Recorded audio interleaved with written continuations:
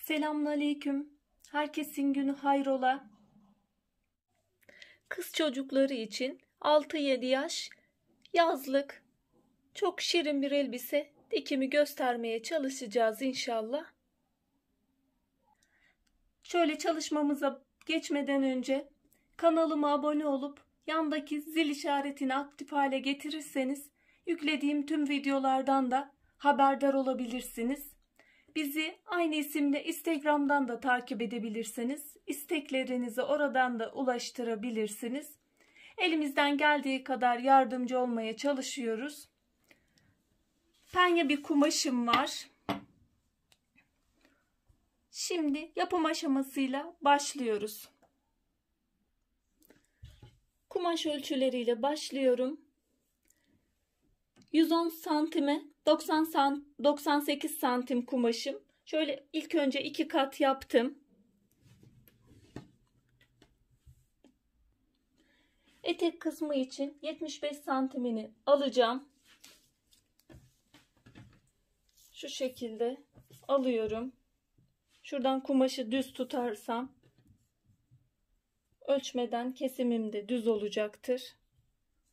Şu kumaş katından düz bir şekilde tuttum.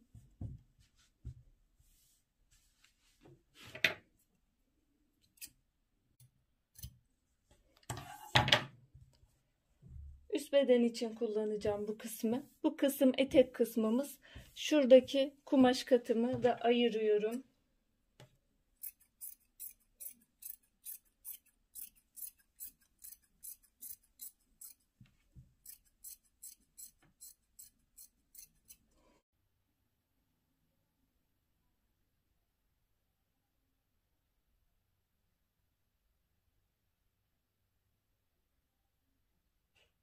Kolaylık olsun diye arka beden için çıkardım. Sadece önde yakada biraz daha içeri doğru alacağız.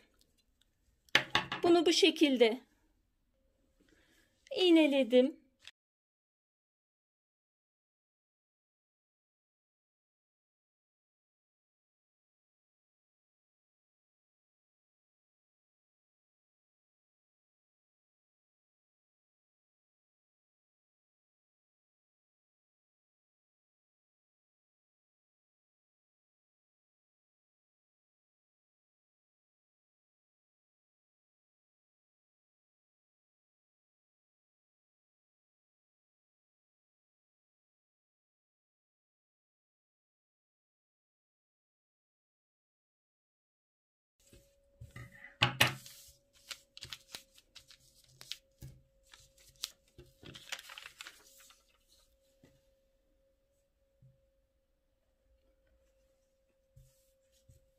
Arka ve ön beden. Ön bedenin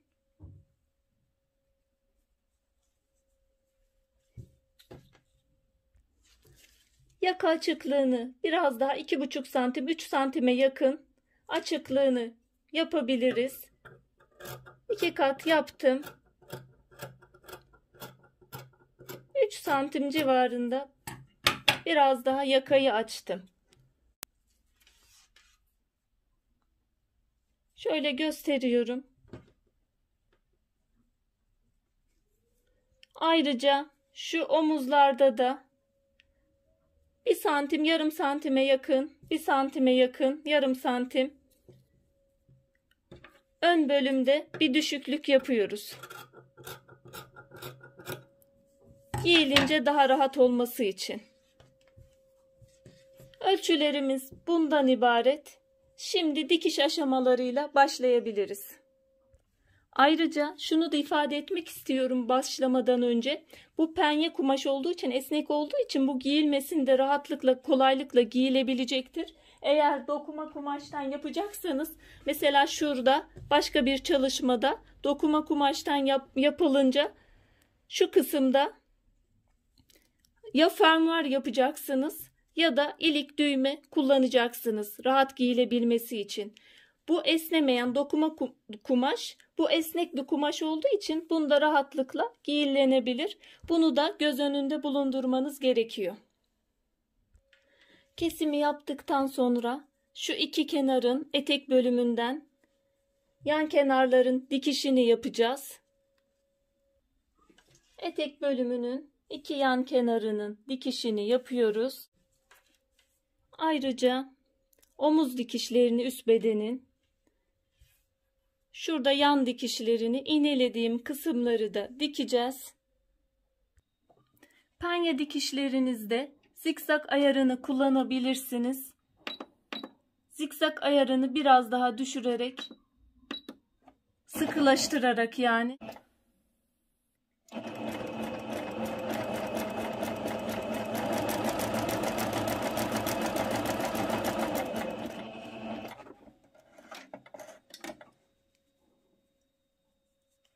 Şöyle göstermek istiyorum. Esnediği zaman rahatlıkla kullanılabilir.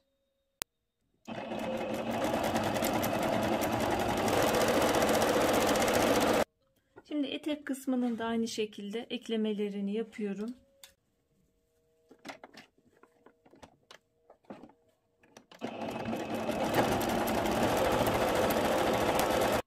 Esnek kumaşların dikiminde çift iğneyi de kullanabilirsiniz. O da çok güzel sonuç veriyor. Şöyle birleştirmelerimi yaptım. Dikişlerime ütü yapacağım.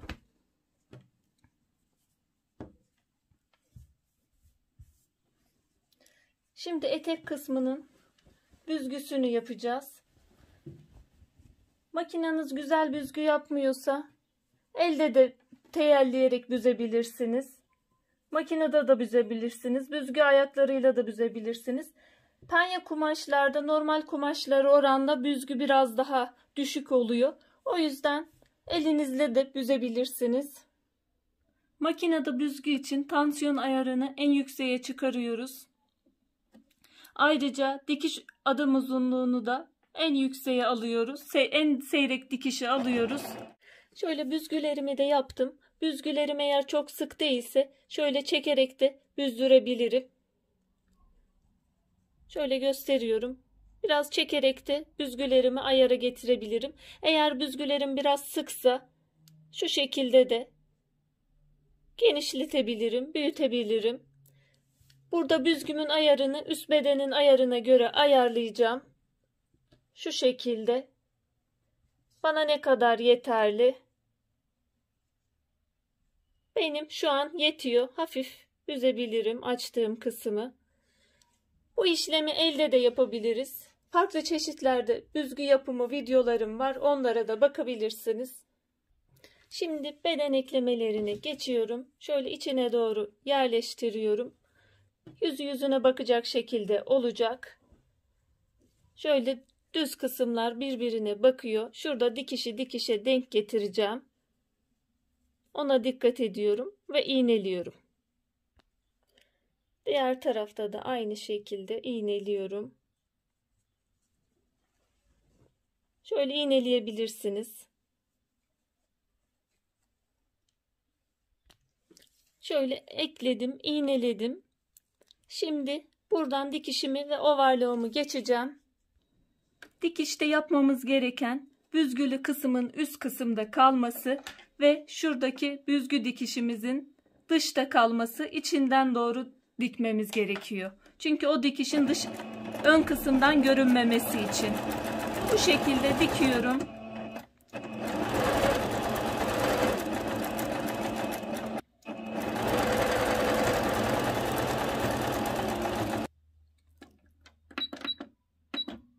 Ovarlıklarını da geçiyorum. Temizlemesini de yapıyorum.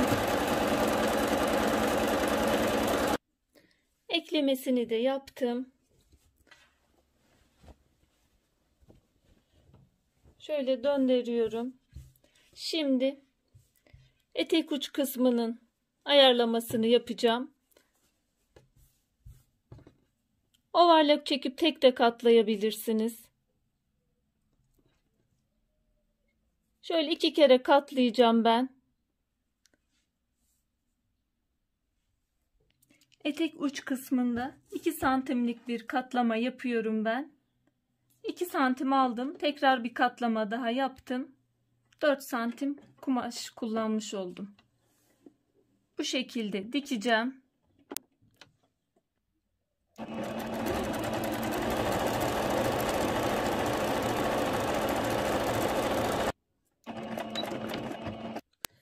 Alt kısmını da bitirdikten sonra şimdi yaka bölümlerine ve kol bölümlerine geldi. Küçük bir kıvırma da yapabilirsiniz. Ben biye vereceğim. Şöyle 4,5 santim genişliğinde kumaşlar kestim. Biyenin şöyle sağlamasını yaparak ne kadar gideceğini de hesaplayabiliriz.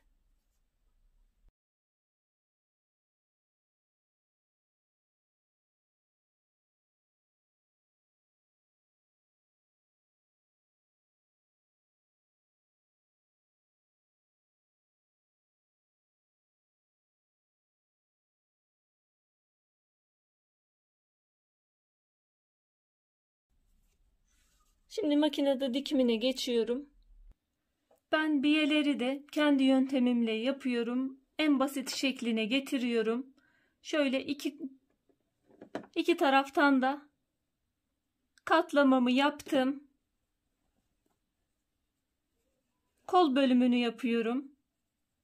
İçeri doğru yerleştiriyorum. Bir tarafı da üzerine kapatıyorum. Her iki taraftan da üzerine yerleştirdim. Şuradan dikişimi devam ediyorum. Şöyle kumaşlarımı her iki tarafadan birer santim, yarım santim şeklinde aldım. Kol bölümünü de içine yerleştiriyorum. En basit şekliyle bu şekilde yapıyorum. Daha pratik oluyor. Ve zikzak ayarını tekrar yine kullandım. Bu şekilde tüm biyelerimi de yapacağım. Bu şekilde biyelerimi de yapmış oluyorum. Biyelerimi de tamamladım. Dikişlerimi bitirdim. Çok şeker bir elbisemiz oldu. Hatta beline de aynı biye şeklinde küçük bir kemer yaptım.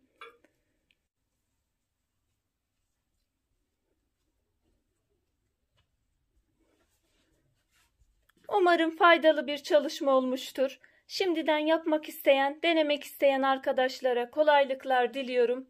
Allah'a emanet olun. Hoşça kalın, sağlıcakla kalın.